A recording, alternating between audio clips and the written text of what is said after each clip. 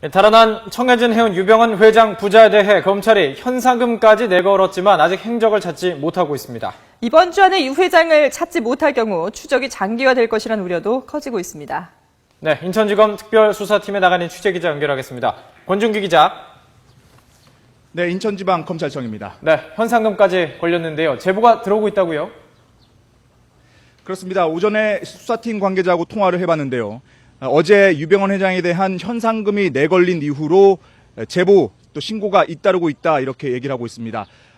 지금 내용을 들어보면 이 제주도에 영농조합이 있는데 이 제주에 있을 것이다. 내지는 이 안성에서 멀리 떨어지지 않은 이 천안 폐가에 있을 것이다. 내지는 금수원 지하에 터널이 여러 개 있는데 이 터널에 있을 가능성이 있다 등등 여러 가지 제보가 잇따르고 있는 것으로 알려지고 있습니다.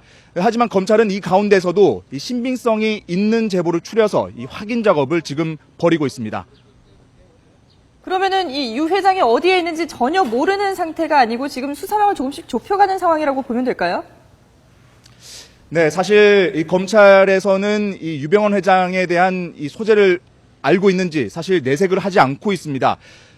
최근까지만 해도 유병헌 회장 검거에 대한 굉장한 자신감을 나타냈는데요. 실제로 금수원 안에 유병헌 회장이 있을 때가 문제지 금수원 밖을 나온 이상 시간 문제다 이렇게 말할 정도로 자신감을 보이기도 했습니다. 하지만 시간이 지날수록 조금씩 이 표정이 바뀌고 있는데요. 추적 상황이 좀 여의치 않은 것 같다 이런 이 내색을 읽을 수가 있습니다. 따라서 지금 검찰은 이 검찰 수사 인력을 총동원해서 이 유병헌 회장을 쫓고 있습니다. 특히 대검 같은 경우에는 이 검거 전담반이라고 해서 이 어떤 특정 인물에 대한 추적만 하는 팀들이 있습니다. 20년 넘게 이 어떤 검거 작전, 추적 작전만 벌였던 인력들도 총동원을 해서 지금 유병헌 회장의 소재를 찾는데 총력을 다하고 있습니다. 권준기 기자 말씀하신 대로 검찰에 조금 당황하는 것 같다 이런 내색을 비친다고 말씀하셨는데요. 그래서일까요? 회장을 숨겨주는 사람에게 엄벌을 처하겠다 이런 이야기도 나왔습니다. 그렇습니다. 일단 검찰은 구원파 신도들이 조직적으로 유병헌 회장의 도피를 돕고 있는 것으로 보고 있습니다. 따라서 어제 브리핑에서도 유병헌 회장을 숨겨주는 사람도 엄벌에 처하겠다 이렇게 밝혔는데요. 오늘 오전에는 인천지검 공보팀에서 취재진들에게 메일을 또 하나 보냈습니다. 이 메일 내용을 보면 유병헌 회장의 경우 그러니까 어떤 범인을 은닉하거나 도피를 도와주는 경우 어떤 처벌을 할 수 있다 이 법령을 알리는 내용이었는데요. 형법 151조 내용을 보면 이 범인에게 이 숙소를 제공하거나 밥을 먹여주거나 또는 돈을 주거나 이런 것뿐만 아니라 휴대전화를 빌려주는 것까지도 이 범인 은닉 도피죄로 처벌할 수 있다 이런 내용을 알리고 있고요. 그리고 가장 최근에 지난해 그 이대호 씨 탈주범 이대호 씨 같은 경우에는 교도소 동기가 하룻밤 재워주고 돈을 50만 원을 줬는데 이 교도소 동기에 대해서도 징역 6개월에 집행유예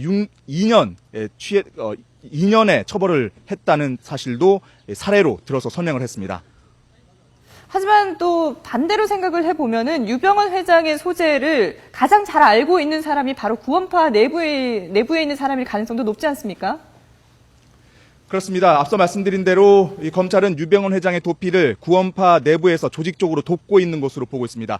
따라서 이 검찰은 어제 현상금을 내걸면서도 유병헌 회장의 소재를 이 구원파 신도들이 적극적으로 신고해 주길 부탁한다고 얘기를 했는데요.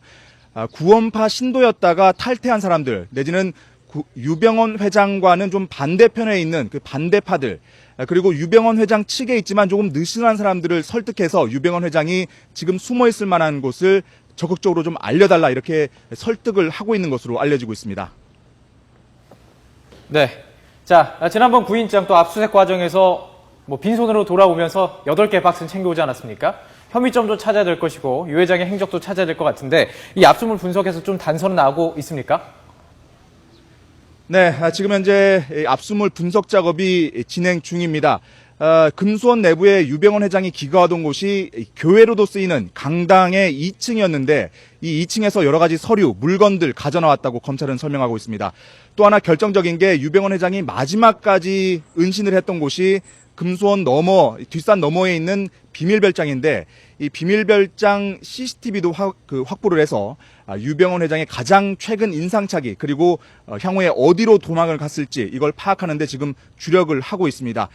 이 밖에도 여러 가지 지금 압수물 분석 작업이 진행 중인데요.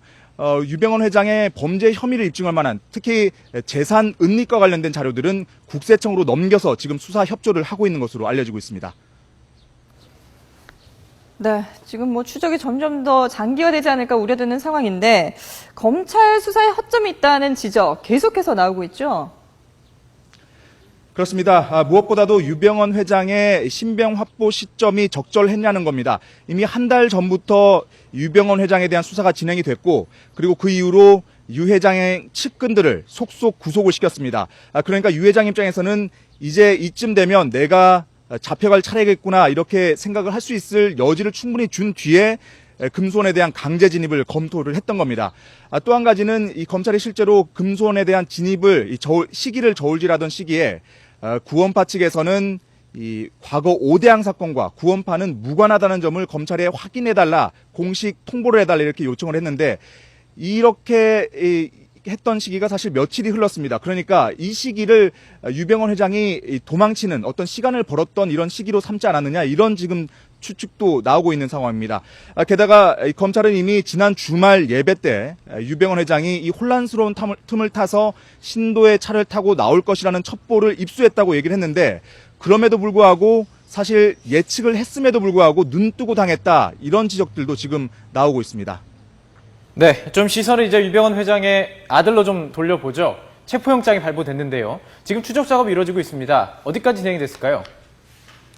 네, 아직까지 별다른 성과는 들리지 않고 있습니다.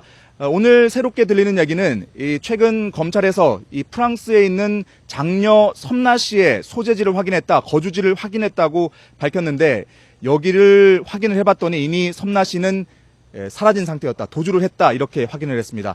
이곳 섬나 씨의 아파트가 프랑스 파리에 있는 샹젤리제 거리 근처에 있는데 40평 규모의 월세만 1,000만 원에 이르는 곳으로 지금 알려지고 있습니다. 하지만 이미 섬나 씨는 도주를 한 상황이고요. 마찬가지로 이 차남 혁기 씨 같은 경우는 미국 뉴욕에 있는 것으로 알려졌지만 이미 프랑스로 옮겨간 것으로 지금 알려지고 있고요. 장남 대균 씨 같은 경우는 지금 A급 지명 수배를 내리고 체포영장까지 발부받아서 추적 작업을 벌이고 있지만 아직 소재를 확인하지 못하고 있습니다. 네, 지금까지 인천지검 특별수사팀에 나가 있는 권준기 기자와 함께 유병헌 회장과 또 장남 대균 씨에 대한 추적 상황 정리해봤습니다.